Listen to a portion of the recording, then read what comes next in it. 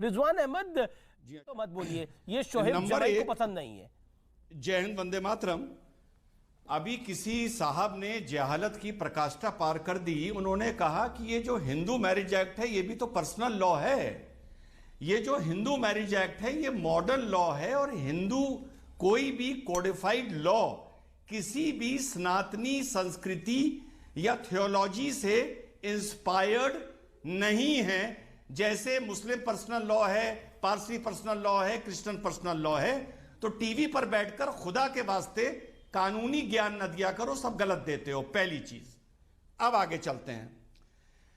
भारत को हिंदू राष्ट्र होना चाहिए था, बुरा न माने संगीत रागी, बुरा न माने।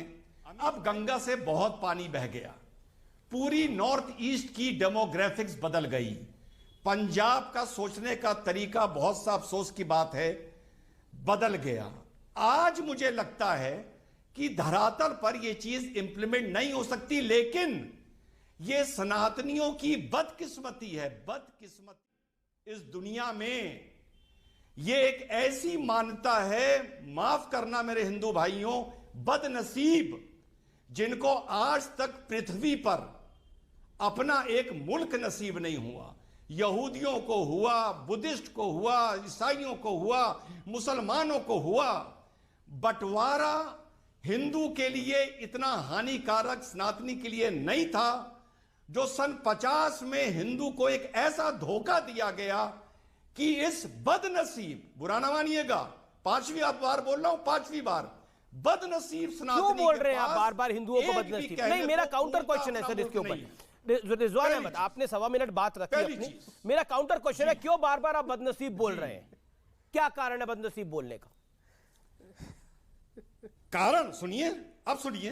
आपके पास कुछ भारत, अखंड भारत 78 लाख स्क्वायर किलोमीटर का था, जहां सभी सनातनी थे, सभी सनातनी। 1200 साल में भारत आधा रह गया। अफगानिस्तान, पाकिस्तान, बांग्लादेश अगर निकाल दोगे तो भारत आधा रह गया, नेपाल। और वो निकालने के बाद भी उस सनातनी को ये बचा हुआ भारत पूर्णता अपना नहीं मिला, अभी तक नहीं मिला। जहां तक कि आजादी के बाद जब सोमनाथ मंदिर की बनने की बात आई तो विरोध हुआ, राम मंदिर पर विरोध हुआ, काशी विश्वनाथ तक पर विरोध हुआ। अमीश भाई, तो क्या मैं इसको बदनसीबी नहीं बोलूंगा? Do you agree with this statement? Do you agree और यू डिसएग्री? 100% सहमत हूं। क्यों? क्या आपका संविधान में यकीन नहीं है? सुन लीजिए, पहले मुझे अपनी बात जैसे सबों को बोलने दिया है, मुझे आपका है, 1 मिनट बोलिए। देखिए, पहली बात तो हिंदू अपने आप में ही शब्द सेकुलर है, क्योंकि हिंदू कभी सेल्फ और अदर्स की बात नहीं करता है। गौ शांति, अंतरिक्ष शांति, पृथ्वी शांति, पूरे ह्यूमैनिटी की शांति की बात करता है। ये इस्लाम की तरह नहीं है कि जो हम दीन में नहीं मानेगा वो काफिर है और उसको हम कहाँ दिखाएंगे, कौन सा दिखा देंगे। और क्रिश्चियनिटी सेल्फ और अदर्स की बात करता है, हिंदुइज्म का है। भारत एक हिंदू राष्ट्र है। इसको सुन लीजिए, क्योंकि इसकी प्रकृति हिंदू है, जो सबको अपने आप में समेट करके चले, जो सबके साथ समानता का व्यवहार कर सके, वही हिंदू हो सकता है। ये बात न इस्लाम में है न क्रिश्चियनिटी में है। दूसरी बात, इस हिंदू राष्ट्र को, जैसा कि रिजवान जी ने कहा, ये बचाने की जिम्मेदारी थी 1950 के बाद, लेकिन उसका क्रमशः इस्लामीकरण होता गया। नॉर्थ ईस्ट आज क्रिश्चियनाइज लैंड बन चुका है। भारत के अंदर 90 से ज़्यादा ऐसे जिले हैं जहां मुस्लिम पॉपुलेशन डोमिनेंस, और आज के दिन में वही सरतन से जुदा के नारे लगते हैं, वही इस्लामाइजेशन की बात होती है, वही मुद्दे निकलते हैं जो 1947 से पहले थे।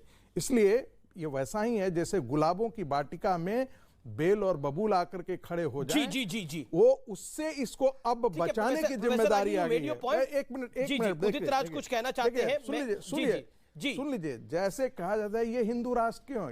इस देश को, इस संस्कृति को, इस सभ्यता को हिंदुओं ने और उसके पूर्वजों ने बनाया है। इस्लाम और क्रिश्चियनिटी वैसे ही है, लेकिन ये जो आपने रिजवान अहमद बात बोली है, सुनिए, इस्लाम और क्रिश्चियनिटी और बाकी पंथ संप्रदाय वैसे ही है जैसे गंगा की मुख्य धारा में कोई ट्रिब्यूटरी